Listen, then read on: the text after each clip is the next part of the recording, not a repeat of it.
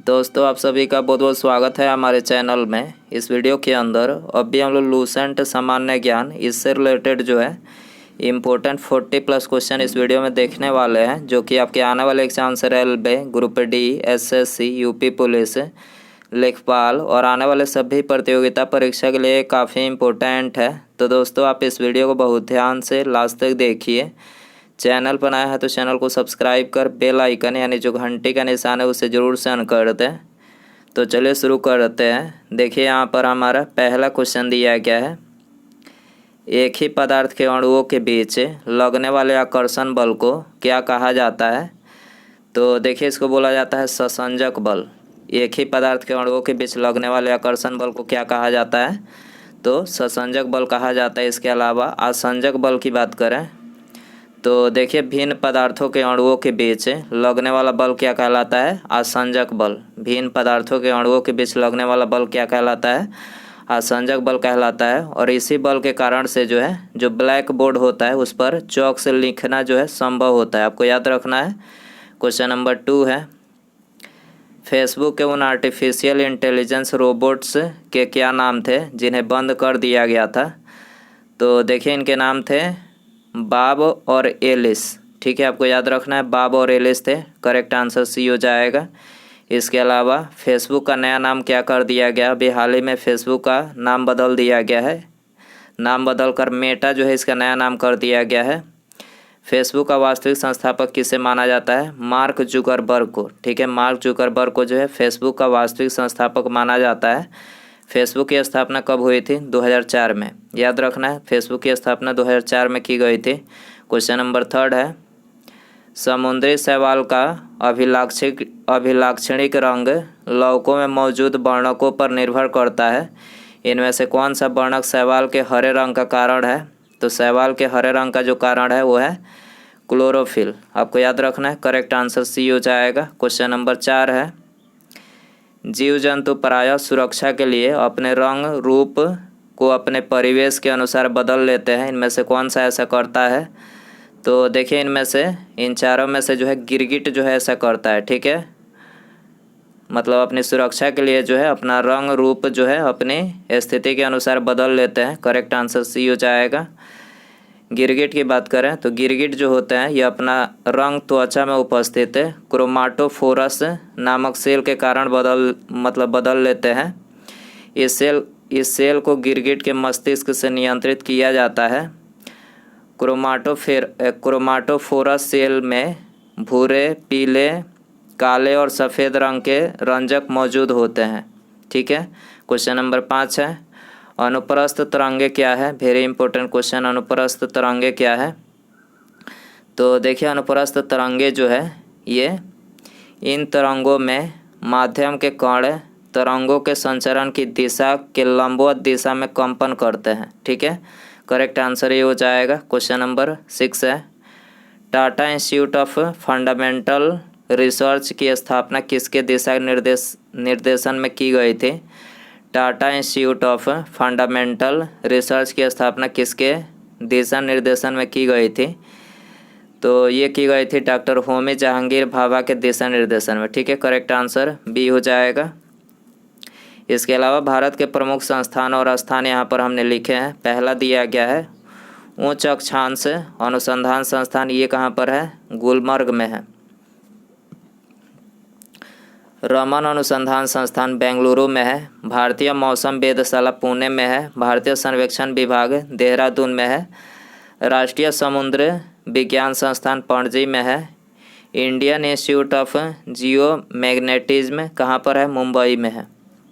कार्य करने की दर को शक्ति कहा जाता है। शक्ति की इकाई क्या है, कार्य करने की दर को शक्ति कहा जाता है। शक्ति की इकाई क्या है, तो वाट है। शक्ति की इकाई क्या है, वाट है। डी आंसर हो जाएगा।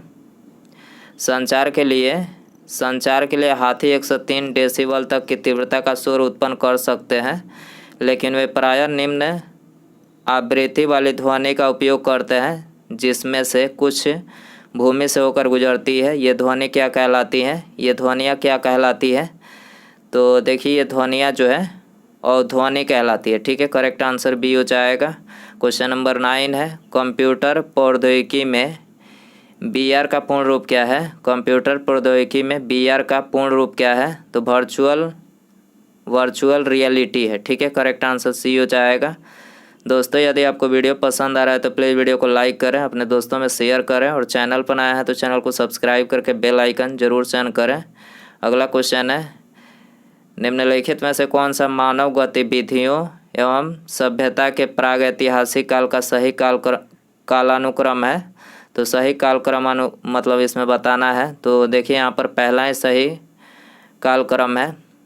सबसे पहले पूरा पाषाण काल, उसके बाद मध्य पाषाण काल, तब जो है नव पाषाण काल। ठीक है, आंसर हो जाएगा ये। भारत का एकमात्र सक्रिय ज्वालामुखी कहाँ स्थित है? भारत का एकमात्र सक्रिय ज्वालामुखी कहाँ स्थित है? बैरन द्वीप में स्थित है। बी आंसर हो जाएगा। भारत के अलावा इनमें से किस देश का राष्ट्रीय खेल मैदानी हॉकी है? भारत के अलावा किस देश का राष्ट्रीय खेल मैदानी हॉकी है? तो पाकिस्तान का है। ठीक है, बी आंसर हो जाएगा। इसके अलावा प्रमुख देश और उनके राष्ट्रीय खेल यहाँ पर हमने लिखे हैं। पहला दिया गया है स्पेन।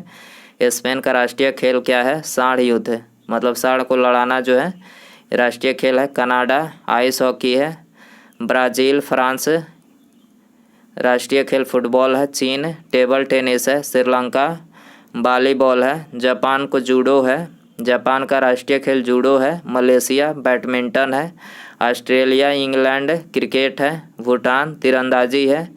बांग्लादेश कबड्डी है। USA बेसबॉल है।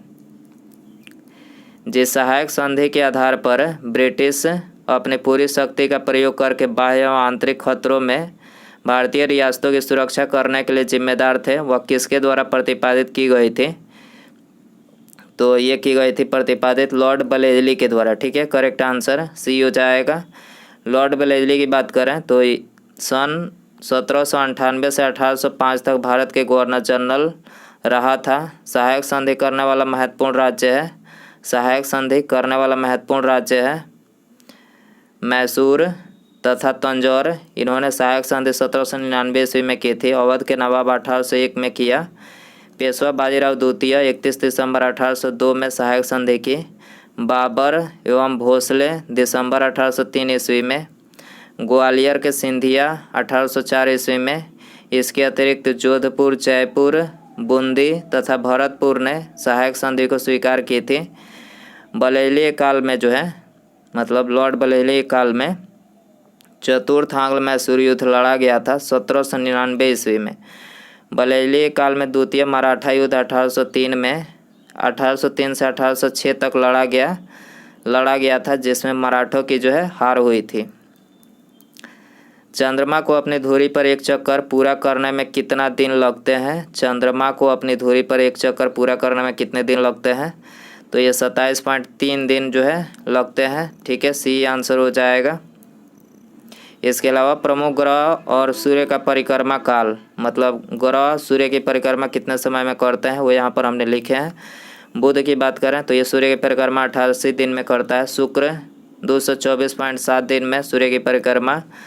मंगल 687 दिन में। पृथ्वी 365.26 दिन में। बृहस्पति 11.9 वर्ष में। शनि 29.5 वर्ष में। अरुण 84 वर्ष में। वरुण 164.8 वर्ष में। निम्नलिखित में से कौन सी अंडमान और निकोबार द्वीप समूह की एक जनजाति है? अंडमान और निकोबार द्वीप समूह की एक जनजाति है, कौन है? तो यह है जारवा। जारवा है, करेक्ट आंसर सी हो जाएगा। जल्लीकट्टू क्या है? जल्लीकट्टू क्या है? तो देखिए, तमिलनाडु में लोकप्रिय पारंपरिक बैल को काबू करने का खेल है। जल्लीकट्टू क्या है? तमिलनाडु में लोकप्रिय पारंपरिक बैल को काबू करने का खेल है। ठीक है, करेक्ट आंसर ये हो जाएगा। राजस्थान के किस समुदाय ने पिछले 3 शताब्दियों से ब्लॉक प्रिंटिंग को जारी रखा है? छिपा ने जारी रखा है। ठीक है, करेक्ट आंसर छिपा समुदाय ने जारी रखा है। बी आंसर हो जाएगा। क्वेश्चन नंबर 18 है, कालबेलिया लोकगीत एवं नृत्य किस भारतीय राज्य से संबंधित है? कालबेलिया लोकगीत एवं नृत्य किस भारतीय राज्य से संबंधित है? राजस्थान से संबंधित है। बी आंसर हो जाएगा। सत्यमेव जयते का नारा किसने दिया था? सत्यमेव जयते का नारा जो है मदन मोहन मालवीय ने दिया था। कब दिया था? 1918 ईस्वी में दिया था। भारत के पहले रेलवे विश्वविद्यालय का नाम क्या है? पहले रेलवे विश्वविद्यालय का नाम है राष्ट्रीय रेल एवं परिवहन संस्थान। राष्ट्रीय रेल एवं परिवहन संस्थान है। करेक्ट आंसर सी हो जाएगा। भारत का अंतिम मुगल शासक कौन था? भारत का अंतिम मुगल शासक बहादुर शाह द्वितीय था। ठीक है, करेक्ट आंसर डी हो जाएगा। अंतर्राष्ट्रीय ओलंपिक समिति की सदस्य के रूप में नामांकित की जाने वाली प्रथम भारतीय महिला का नाम क्या है? तो प्रथम भारतीय महिला का जो नाम है वो है नीता अंबानी। ठीक है, करेक्ट आंसर ऑप्शन ए हो जाएगा। भारत के किस गवर्नर जनरल ने 1878 में देसी भाषा प्रेस अधिनियम प्रस्तावित किया था? भारत के किस गवर्नर जनरल ने 1878 में देसी भाषा प्रेस अधिनियम प्रस्तावित किया था? तो ये लॉर्ड लिटन ने प्रस्तावित किया था। करेक्ट आंसर सी हो जाएगा। संयुक्त राष्ट्र पर्यावरण सुरक्षा अभिकरण की स्थापना कब की गई थी? तो देखिए इसकी स्थापना जो है दिसंबर 1970 में की गई थी। डी आंसर हो जाएगा। हिमालय के बाह्य भाग को डैश भी कहा जाता है। हिमालय के बाह्य भाग को डैश भी कहा जाता है। क्या कहा जाता है? शिवालिक। शिवालिक कहा जाता है। करेक्ट आंसर ये हो जाएगा। निम्न में से कौन सा भारतीय अधिनियम ब्रिटिश प्रधानमंत्री लॉर्ड नॉर्थ की अध्यक्षता वाली समिति की रिपोर्ट पर आधारित था? तो ये किस पर आधारित था? विनियमन अधिनियम 1773 पर। ठीक है, करेक्ट आंसर सी हो जाएगा। निम्नलिखित में से कौन से अंतर महाद्वीपीय देश है? कौन सा अंतर महाद्वीपीय देश है? तो करेक्ट आंसर सी हो जाएगा। तुर्की और जॉर्जिया महाद्वीपीय देश है। प्रातःकालीन धूप से मानव शरीर में कौन सा विटामिन उत्पन्न होता है? तो आप सभी को पता ही होगा, विटामिन डी उत्पन्न होता है। पौधे किस भाग से हल्दी प्राप्त होती है? पौधे किस भाग से हल्दी प्राप्त होती है? तने से प्राप्त होती है। गैस के गुब्बारों में हाइड्रोजन गैस की जगह हीलियम गैस का प्रयोग किया जाता है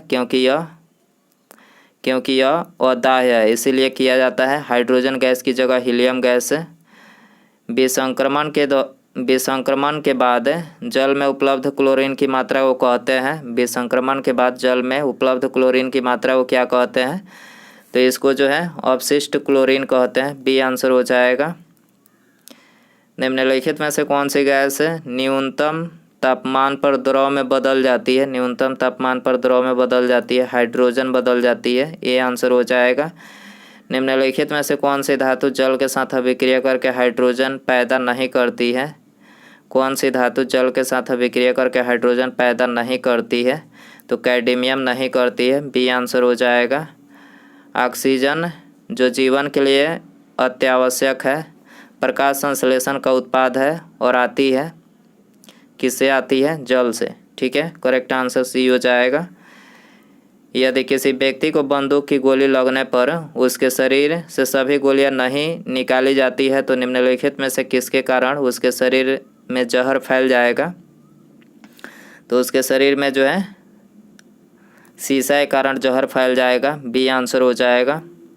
निम्नलिखित में से कौन सी धातु इटाई रोग पैदा करती है? इटाई रोग कौन सी धातु पैदा करती है? कैडमियम। याद रखना है, कैडमियम धातु।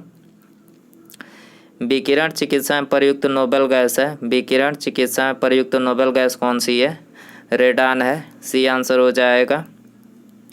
आजकल सड़क पर रोशनी के लिए प्रायः पीले लैंपों का प्रयोग किया जाता है। उन लैंपों में निम्नलिखित में से किस गैस का प्रयोग किया जाता है?